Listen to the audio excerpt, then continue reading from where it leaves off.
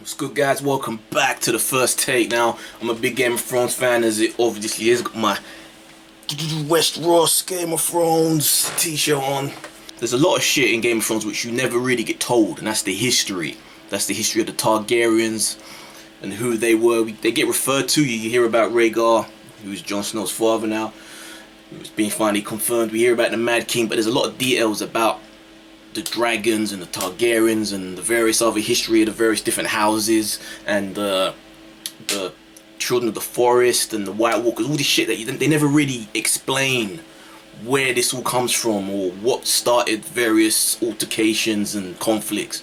So apparently in the Blu-ray and DVD releases of Game of Thrones, with each season they've had these little story animated shorts that have explained all that shit, so we're gonna start watching those. So if any of you are interested, let me know and I'll keep doing them. This first one's like an hour, but I might split it in two, make it a little more digestible. But this one was from season 1. I think there's like 2 or 3 of these, or 4 or 5. There's a few of them. So we'll see how this one goes, and yeah, you let me know if you like them. So I just want to learn more about this shit, man, because even from the books I'm forgetting a lot of details which I need to In the explain. dawn age of Westeros, before the coming of man and the raising of castles and cities, there were only the children of the forest. Little is known of them now, but it is said they were small in stature, dark and beautiful, and no taller than children when grown to manhood. They lived in the depths of the forests and hidden villages, crannogs and caves. Apparently this is Macy They Williams, by hunted the with way. weirwood bows She was and young. armed themselves with blades of obsidian. Doing the voices. Their wise men were called green seers and were possessed of powerful magic. They worshipped nameless, faceless gods of the forest, stream and stone. According to legend, it was they who carved faces in the great white trunks of the majestic weirwoods. Their deep-cut eyes were red with sap and ever watchful. 12,000 years ago, the first men came from the eastern continent, crossing a land bridge called the Arm of Dawn. Riding their great horses and wielding weapons of bronze, they cut down the children's forests and weirwoods. A terrible war raged between the children and the first men Guess we that lasted for centuries. still don't really know where men came from then, At long really. last, the two races sought an end to the years of horror and bloodshed. They met on a small isle in the centre of a great lake called the God's Eye. It was there they forged the pact. The first man would be granted dominion over the coastlands, the mountains, the high plains and the bogs, but the deep forest would forever belong to the children, and no weirwood tree would ever again fall to man's axe. To seal the pact before the gods, the children carved a face in every weirwood tree on the island, which came to be known as the Isle of Faces. But the pact could not withstand the coming of the Andals, a race of tall, fair-haired warriors. They attacked with fire and weapons of steel, slaughtering the children of the forest wherever they could find them, burning out their weirwood groves, hacking away at the faces of the old gods, and spreading their own religion through the land. Centuries of war followed, and the Andals conquered every kingdom in Westeros, save one, the North. The Kings of Winter were able to withstand the Andal invasion, and descendants of the first men dwell there to this day, and continue to worship the old gods. As for the children of the forest, Seven. those who survived the slaughter were said to have fled far north and have not been seen again. Most assume they're long dead, and some don't believe they ever existed. They live on only through song and legend, and in the faces of the weirwood trees. So the fair heads, are they the Targaryens, and is the Lannisters included in that? So everyone came over from the other side of the sea where When Aegon the Conqueror invaded Westeros, he had 7 kingdoms to contend with. The Kingdom of the North, the Kingdom of the Mountain and the Vale, the Iron Islands, the Kingdom of the Rock, okay. the Kingdom of the Reach, the Stormlands, and Dawn. These regions had been established by the first men thousands of years before, in the Age of Heroes. One hero of this fabled age was Bran the Builder. Bran raised the wall and built the stronghold of Winterfell, establishing House Stark and reigning as the first king in the North. Builder. Other legends tell of the Grey King in the Iron Islands. Grey King took a mermaid to wife and defeated Naga, the first sea dragon. House Greyjoy of Pike, the current rulers of the region, claim to descend from him. House Casterly ruled the gold-rich Very cool. Westerlands from their mighty seat of Casterly Rock. But their lands and power were swindled from them by the legendary trickster, Lan the Clever. The noble house of Lannister is said to have descended from him. Ugh. The verdant and fertile lands of the Reach were first ruled by House Gardener, whose founder, known as Garth Greenhand, wore a crown of flowers and vines. He ruled from Highgarden as the first king of the Reach, and was said to have made the land bloom. Many noble houses trace their bloodlines back to him, including the current lords of Highgarden, House Tyrell. In the Stormlands, Tyrell. according to ballads of the age, a warrior named Doran fell in love with Elenai, whose father was god of the sea and mother was goddess of the wind. She gave her maidenhead to him, committing herself to a mortal life. In rage, her parents called upon the winds and waters, destroying Darren's Bayside Keep and wiping out his wedding guests. Darren declared war on the gods and rebuilt his keep, which was also destroyed. 4 more castles he raised, each stronger than the last. All fell to the power of the gods. But Darren's 7th castle, Storm's End, withstood the gods' rage. Darren became known as Darren Godsgrief, and reigned as the first Storm King. There are countless other tales from the Age of Heroes, too many to count. These histories weren't recorded in a book, but passed down from generation to generation, Age of story and Heroes. song. And while some of them may be dismissed as fairy tales, every one of the 7 kingdoms is defined by them. Would you want to see a prequel series that concentrated on the Age of Heroes? That would be actually kind of fascinating, to be honest. In the 7 kingdoms of Westeros, the dominant religion is the faith of the Seven, first brought to its shores by the Andals some 6,000 years ago. But there are some who still keep to the old way, worshipping the faceless gods, the children of the forest, and the first men. Starks. The old gods are countless, nameless spirits of nature. In ancient times, the children of the forest carved faces in the trunks of the weirwood trees, which became sacred symbols of their faith. In time, the first men adopted the children's gods as their own. Most castles at that time contained a god's wood with a weirwood or heart tree at its centre. Meanwhile, across the narrow sea, a new religion was born in the hills of Andalos. According to legend, Andalos. the god of 7 revealed itself to the Andals, and the invasion of Westeros followed soon after. The Andals sailed across the sea on ships armed with weapons of steel. Some warriors carved a 7-pointed star into their skin as a symbol of their new faith. The invaders destroyed most of the weirwoods in the southern lands, slaughtered the children of the forest wherever they could find them, and conquered every kingdom of the first men, save the north. Oh, these were the In fair time, head. the faith of the 7 spread like wildfire throughout the land. The 7 is a single deity with 7 aspects, each symbolising a different area of life, though most people refer to the 7 as separate gods. The mother is prayed to for mercy and watches over fertility, childbirth, and peace. The father sits in judgment over souls. The warrior is prayed to for protection, valor, and skill in battle. The crone is a symbol of wisdom and foresight. The smith watches over creation and craftsmanship. Genius. The maiden symbolizes purity, love, and beauty. Finally, there is the stranger, rarely prayed to, who represents death. The faith is highly organized and deeply influential in Westerosi politics and culture as the official religion of the monarchy. Worshippers gather in temples of the faith called septs. The seat of the faith is the Great Sept of Baelor, which is located in the capital city of King's Landing.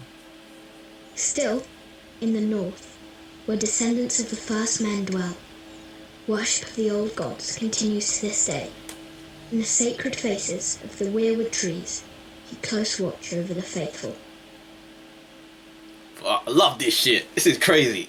This is so bad. in a good way. Night gathers, and now my watch begins. It shall not end until my death. I shall take no wife, hold no lands, father no children.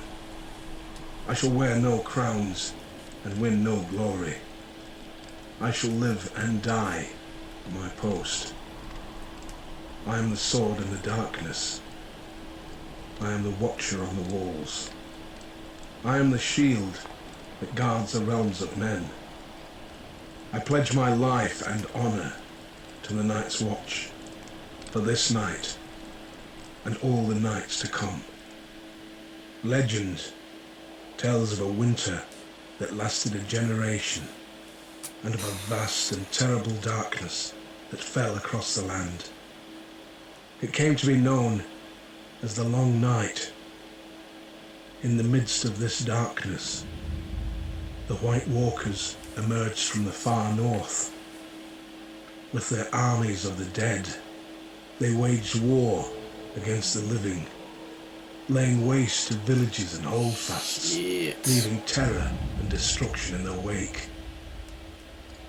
After years of brutal conflict and unbearable loss, an alliance of the first men and the children of the forest managed to drive the walkers and their minions back into the frigid northern wastelands from whence they came. To prevent another invasion, the first men erected the Wall, a massive fortification 700 feet in height, stretching from the Frostfang Mountains in the west to the Bay of Seals in the east. Donald Trump, that it was a structure unlike any ever built. There's a lot of land over there. Some maintain it could only have been completed with the aid of giants, let's go round, or using the powerful magic of the ancient children of the forest. Men were required to guard and maintain it, and thus the Night's Watch was born. A sworn brotherhood, tasked with defending the realms of men against the dark forces that lay beyond. Upon taking his vows, a brother of the Night's Watch serves for life. It is a life of hardship and great sacrifice, so the oath must not be taken lightly. The punishment for desertion is death. The Night's Watch is divided into 3 vital branches: the Rangers, the Builders, and the Stewards. While all Black Brothers are expected to take up steel should the need arise, the Rangers are the true warriors of the Watch. Centuries come and gone, and although the White Walkers have yet to return, another threat has emerged. Barbarian tribes known as Wildlings. The Rangers are charged with defending the realm against these lawless savages. The Builders are carpenters, masons, miners, and woodsmen, tasked with maintaining the wall, as well as its various keeps, towers, and structures, which have fallen into disrepair over the years. The Stewards serve as cooks, butchers, and hunters. They tend to the horses and messenger ravens, they're hunters, sell clothing, gather firewood, and bring supplies up from the south. The Night's Watch is a diverse group. Proud volunteers from noble houses stand side by side with petty thieves conscripted from dungeons. Class distinctions are left behind, as are past misdeeds. A man gets what he earns on the wall, and even the lowliest gutter snipe can rise up in rank if he proves himself worthy. For thousands of years, the brothers of the Night's Watch have stood their lonely vigil. As the seasons changed, as brutal wars raged in the south, as dynasties rose and fell, the Night's Watch endured. We are the swords in the darkness. We are the watchers on the wall. We are the shields that guard the realms of men. Joining the Night's Watch, or taking the Black, is a singular honour for any northerner. For it was in the north, some 8,000 years ago, that the first man drove back the White Walkers, erected the wall, and established the sworn brotherhood that would guard the realm and its people from the dangers beyond. Regrettably, the Night's Watch no longer commands the widespread respect and admiration it once did. While House Stark and other houses in the northern regions continue to recognize its vital importance to the safety and stability of the realm, this view is not shared by the powerful houses of the southern kingdoms or their subjects. Most regard the Watch as a misguided, obsolete order made up of useless outcasts. Remember, this is telling it from Season 1's perspective. The current Night's Watch is a shadow of its former glory. Their numbers have dwindled to less than 1,000. Of the 19 castles along the wall, only 3 are functional. The Shadow Tower, Castle Black, and Eastwatch by the Sea. And the Watch's mandate of adding to the wall has been abandoned entirely. There are barely enough resources to maintain it. Recruiting officers, known as Wandering Crows, scour the dungeons and slums of the realm in hope of finding men to fill the ranks. While there is still the occasional highborn volunteer, the newest recruits are almost entirely made up of lowly criminals. Thieves, rapists and murderers, sentenced to the wall as punishment for their crimes. The decline of this once fabled order is troubling, as the danger it guards against is all too real. While the White Walkers haven't been seen or heard from in ages, and may very well be the stuff of myth. That's about to change, bro. Barbarian tribes that dwell beyond the wall, known as wildlings, have been a menace to the north and its people for generations. At certain points in history, the disparate wildling tribes have united behind a single leader, a king beyond the wall, and attempted large-scale attacks against the realm. So wildlings are basically the first men. Thanks to the resourceful and courageous men of the Night's Watch, these so-called kings were soundly defeated. After the war, while many have lost faith in the Night's Watch, the people of the North are steadfast in their belief that the Black Brothers will answer the call of duty. But with winter coming, diminished numbers, and a lack of widespread support, will they be ready?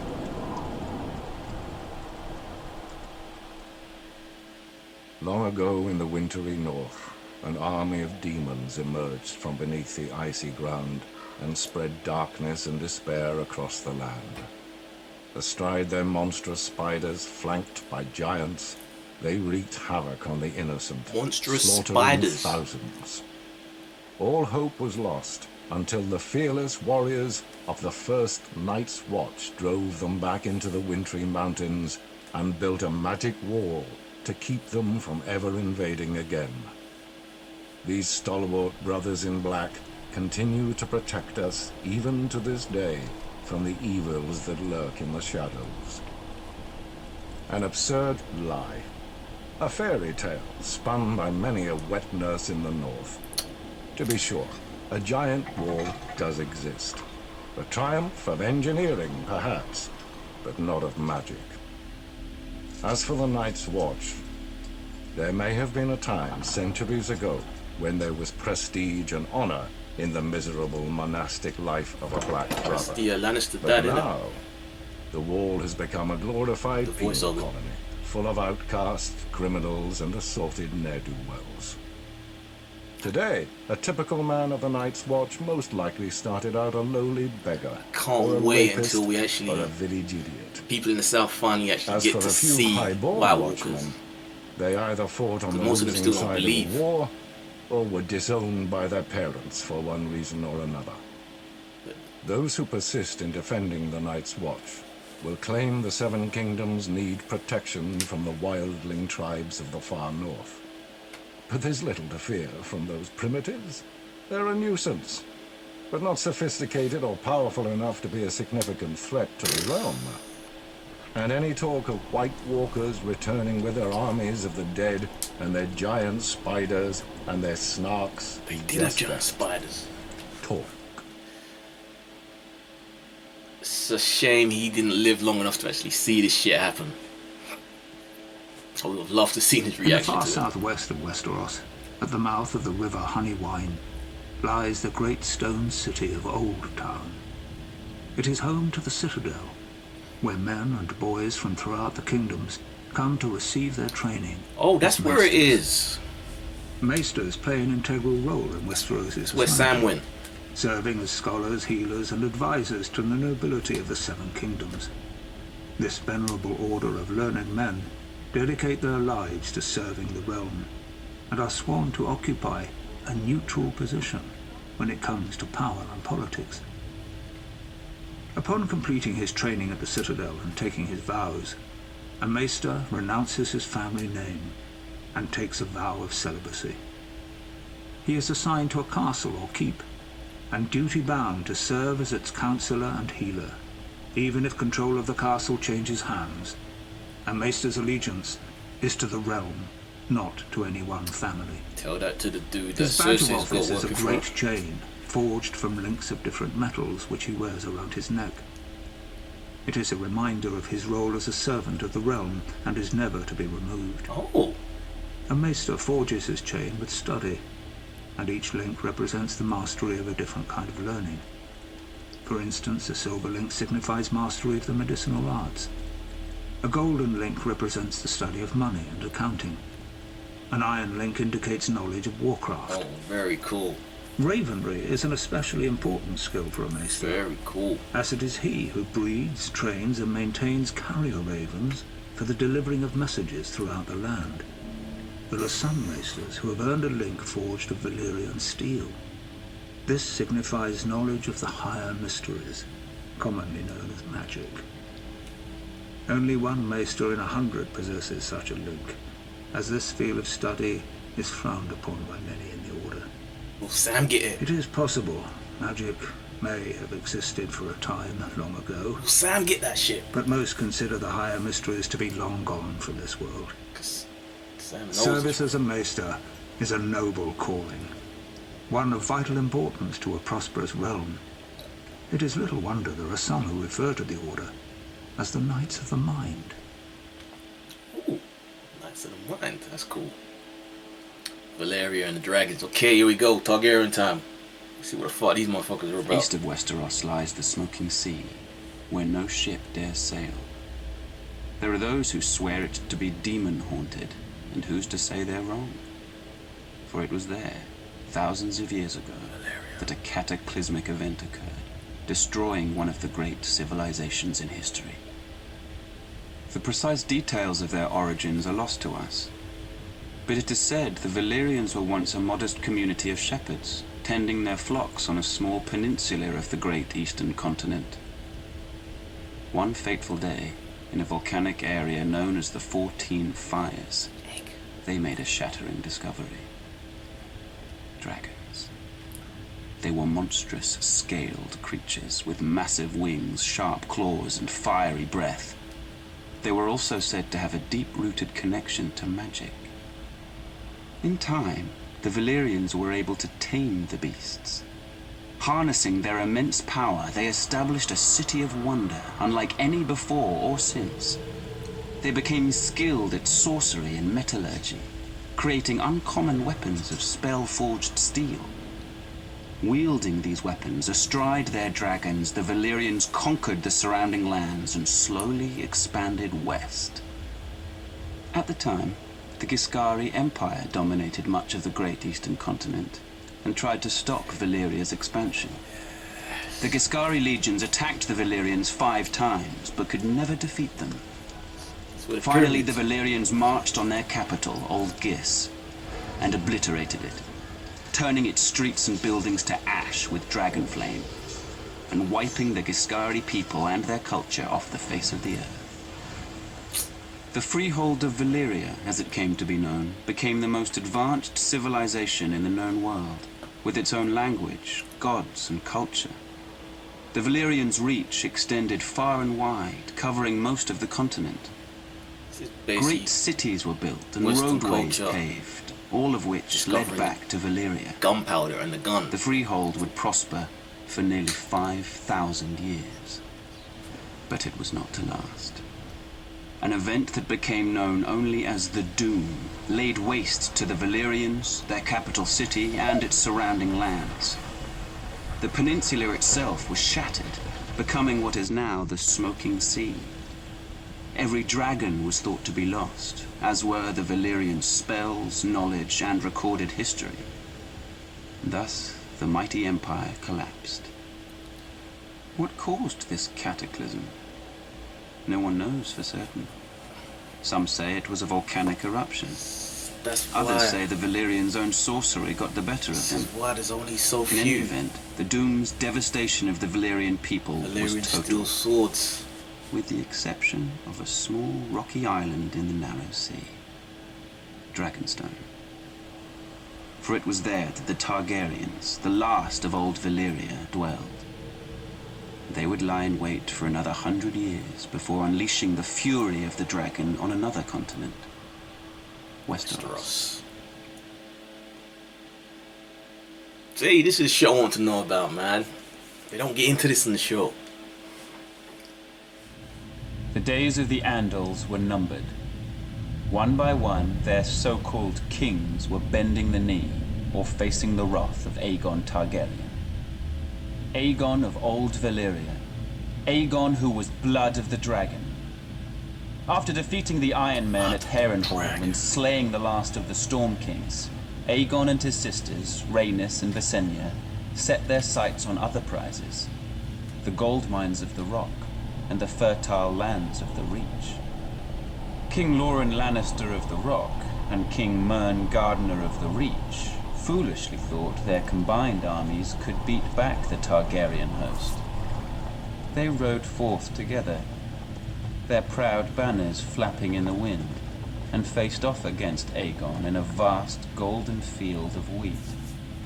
The two kings commanded a massive force of nearly 60,000, and it appeared the day was theirs. I got burned in it. Until Aegon unleashed all three of his dragons for the first and only time. Each beast was named after the Valyrian gods of Aegon's forefathers. Visenya rode Vhagar, whose fiery breath could melt armor. Rhaenys rode Meraxes, whose jaws were big enough to swallow a horse whole. Greatest of all was Balerion the Black Dread, with fire dark as night and wings so huge whole towns were covered in shadow when he flew overhead. This magnificent creature was ridden by Aegon himself. 4,000 men were bathed in glorious dragon flame that day, on what came to be known as the Field of Fire. King Mern was among the dead, and House Gardener died with him. That's why we never His hear of it. stewards, the Tyrells, surrendered his ancestral stronghold of Highgarden to Aegon, and were appointed Lords Paramount of the Reach and Wardens of the South. When Loren Lannister witnessed Mern's fate, he wisely bent the knee. Aegon spared Loren's life, and the Lannisters were made Lords Paramount of the Westerlands and Wardens of the West. After his triumph on the Field of Fire, Aegon's conquest was assured. In a short time, the so-called Seven Kingdoms were melted down in the heat of the dragon's flame and transformed into a single realm. Aegon would forever be known as Aegon the Conqueror. Oh, this should be a game. The ascension of Aegon Targaryen was confirmed, and the fate of the Seven Kingdoms sealed on the Field of Fire. Kings Loren Lannister of the Rock and Mern Gardener of the Reach stood against Aegon's invasion. They commanded a united force of 600 banners, 5,000 mounted knights, and 50,000 men-at-arms. Aegon's host was vastly outnumbered, and when the army of the two kings charged, the invaders turned to come out of all this shit which we don't even hear about. It was no match for Dragonflame. When Aegon unleashed all three of his dragons, 4,000 souls were horrendously burned alive on the battlefield, King Mern among them. Realizing all hope was lost, King Loren surrendered. The Starks of Winterfell had no intention of submitting to Targaryen rule. What, no? They had reigned as kings in the north since the days of the First Men and were determined to resist the Targaryen invaders, just as they had resisted the Andals thousands of years before. King Torrhen Stark led his army to the Red Fork just east of Riverrun, hoping to succeed where Lorne and Mern had failed. But when Torrhen saw the size of Aegon's now mighty host, along with his monstrous dragons, he knew he couldn't subject his followers to the horror of another field of fire. Nope. He bent the knee and swore fealty to Aegon, who allowed the Starks to maintain their lordship over the region as Lords Paramount and Wardens of the North. Without question, Why they're not kings? Torrhen Stark saved thousands of lives that day. He was ever after known as the king who knelt.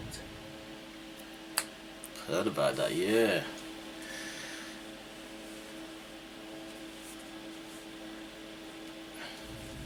Aerys Targaryen was the last of his name to sit on the Iron Throne. Mad King. Known far and wide as the Mad King, his was a reign of instability and terror. The Seven Kingdoms are well rid of him and his kind. Oh, he may have appeared to be a capable ruler at first, but that was due in no small part to his counselors, led by the hand of the king, Tywin Lannister. There may have been years of peace and prosperity during Aerys's reign, but it was Tywin who was really running the country as Aerys spiraled further and further into insanity. The dragon spawn were famous for losing their minds. It was the price they paid for centuries of keeping the bloodlines pure. And Aerys more than happily continued the noble sister-fucking tradition of his forefathers. As the years passed, Aerys's behavior became increasingly erratic. He cut himself so often on his Iron Throne, many referred to him as King Scab, though never to his face. It was rumored he had developed an obsession with wildfire, and was known to inflict horrific punishments on those he considered enemies, including burning them alive. This is why they had it under the keep. As his paranoia and bloodlust grew, he had a bitter falling out with Lord Tywin, who had served the crown faithfully for 20 years. At least Tywin was able to leave the job with his life and fortunes intact. Subsequent hands of King Aerys weren't so fortunate. Then the Targaryens went too far. The Crown Prince Rhaegar abducted Lyanna Stark, It's Jon's dad. daughter of Rickard Stark, the Lord of Winterfell. She was my betrothed. She was my beloved. Beautiful and spirited woman, Don't think they. and I loved her more than life itself. People think they didn't kidnap. He didn't kidnap Rhaegar her, went that they were in love. south with Lyanna, hiding her away in Dorne. What harm he inflicted on the poor girl, the gods only know. Brandon Stark, Hey, Jon. Lyanna's eldest brother, was outraged. He rode to King's Landing to confront the king and demand his sister's safe return. Instead, Aerys had him executed, his father, Rickard Stark, as well. There wasn't much left to discuss after that. Aerys feared their loved ones would seek revenge for what he did. He was right to be afraid. Aerys wasted no time in calling for the heads of Brandon's younger brother, my friend Eddard Stark. And my head too, of course. I'm sorry he didn't come looking for it himself. Alongside Jon Arryn of the Vale, the man who fostered Ned and I as children, Baratheons, Starks, and Tullys all called their banners. Once our rebellion began, the Mad King's days were numbered. As word of King Aerys' erratic and troubling behavior spread throughout the Seven Kingdoms, Lord Rickard Stark continued to serve his king faithfully as Warden of the North. The proud father of 4 children, his daughter Lyanna, was engaged to Robert Baratheon, the young lord of Storm's End.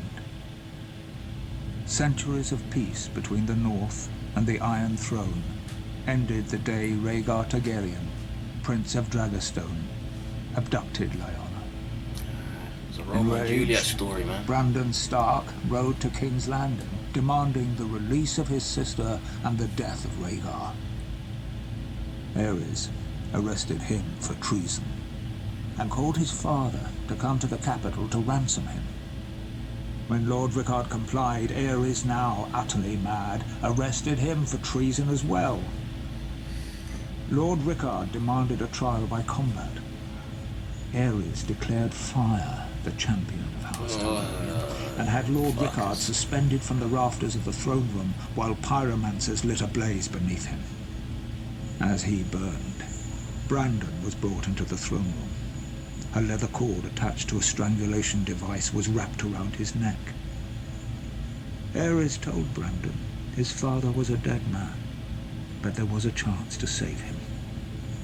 A longsword was placed on the floor just out of Brandon's reach, and the more he struggled to reach it, the more the cord tightened around his throat. Evil! Brandon Stark strangled himself trying to free his father, who was roasted alive in his own armor. Wow. The entire court stood and watched this atrocity take place. Sir Jaime Lannister and the Kingsguard among them. The Mad King was reported to have laughed hysterically as these two noble men were tortured and brutally killed before him. Seeking to rid the world of all his supposed enemies, Ares called for the head of Rickard's younger son, Eddard Stark, and Lyanna's betrothed, Robert Baratheon. He sent word to Lord John Arryn, who had fostered both young men at the Eyrie, to apprehend them. Instead, Lord Arryn joined houses Stark and Baratheon in rebellion. Robert vowed to kill Rhaegar Targaryen and get his beloved Lyanna back. As Aerys Targaryen's behavior grew more and more erratic, the task of ruling the Seven Kingdoms fell to me, Tywin Lannister. I had served Aerys for nearly 20 years, and as a result, the realm had prospered. The royal coffers were full, the land was at peace. But Aerys grew increasingly hostile, jealous of the success many credited to me. My power and influence unnerved him. The captain of my personal guard, Sir Elyn Payne, was once overheard making offhand comments regarding who was the true ruler of Westeros. Elyn Payne, yeah. When the king was given this information, he had Elyn Payne's tongue ripped out with hot pincers. It was my desire to unite the houses of Lannister and Targaryen through marriage. My daughter Cersei would marry Aerys' eldest son, Prince Rhaegar. Such a union made perfect sense for all parties. However, Aerys' senses had begun to leave him quite some time earlier. Instead of uniting the royal family with its most loyal and powerful ally, Aerys chose instead to insult my family, indicating that such a match was beneath Rhaegar. Instead, he chose Elia Martell of Dorne to be Rhaegar's wife. As if to rub salt in my wounds, Aerys appointed Jaime, my son, to the King's Guard. The King's Guard may be an honor for lesser families than ours, but it is a lifetime appointment that forces him to renounce all family holdings. This creates a difficulty in naming an heir to Casterly Rock. But Aerys knew all that. I had grown tired of the King's constant provocation. Thus, I resigned my post as Aerys' hand and returned to Casterly Rock with my considerable forces. When Robert Baratheon rebelled against the throne, Aerys grew fearful that I would join with Robert's forces and rise against him. He thought himself clever and kept Jaime very close, as if warning me. That's why. He sank deeper and deeper into delusion, paranoia, and violence. I've heard it said he became obsessed with wildfire, a substance which, once lit, cannot be extinguished. Convinced he had enemies all around him, he wouldn't allow blades in his presence, save for those of his King's Guard.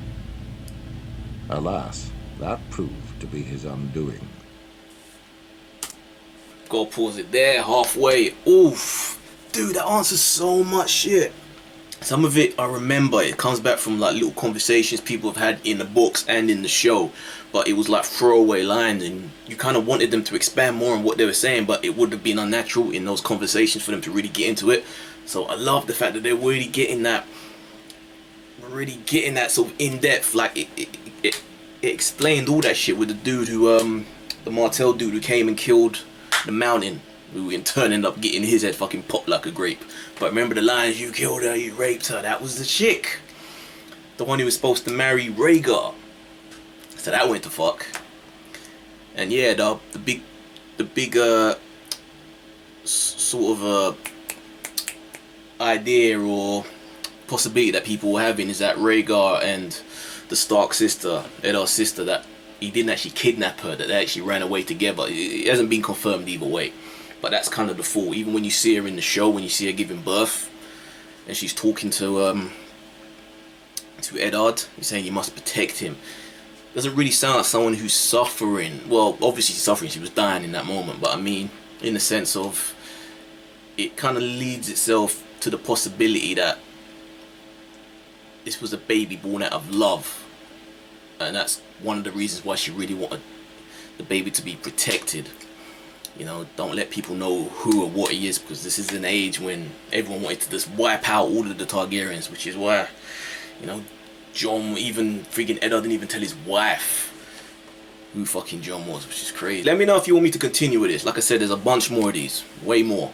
So give me some feedback, whether you want me to continue and find out more about this shit. And the fact that there's so much more and it all concentrates on the history, it's kind of got me fascinated, because this is only like the peak, some of the things I realized, but holy fuck, holy fuck, holy fuck, that they could have really started this show